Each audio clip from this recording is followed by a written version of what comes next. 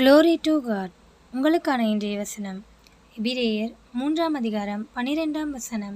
சகோதரரே, ஜீவனுள்ள தேவனை விட்டு விலகுவதற்கு ஏதுவான அவ்விசுவாசம் உள்ள பொல்லாத இருதயம் உங்களில் ஒருவனுக்குள்ளும் இராதபடிக்கு நீங்கள் எச்சரிக்கையாயிருங்கள். கிறிஸ்துவுக்குள் பிரியமானவர்களே, ஜீவனுள்ள தேவனை விட்டு விலகுவதற்கு ஏதுவான அவ்விசுவாசமுள்ள ஒரு பொல்லாத இருதயம் உங்களில் ஒருவருக்குள்ளும் இராதபடிக்கு நீங்கள் எச்சரிக்கையாக இருக்க வேண்டும்.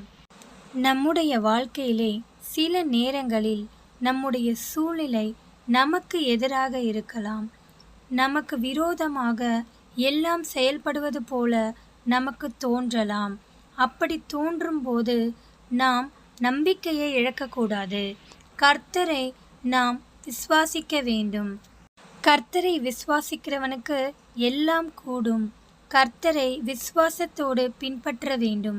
ஒருவேளை உங்களுக்குள்ளே அவ்விசுவாசம் இருக்குமானால் அவ்விசுவாசத்தை நீக்கிவிட்டு நீங்கள் விசுவாசத்தோடு கர்த்தரை பற்றி கொள்ளுங்கள். உங்கள் வாழ்க்கையிலே கர்த்தர் ஒரு மாற்றத்தை கொண்டு வருவார். உங்களுக்கு நன்மையானதை செய்வார். ஆமீன். தேவன் தாமே உங்களை ஆசீர்வதிப்பாராக. ஆமீன்.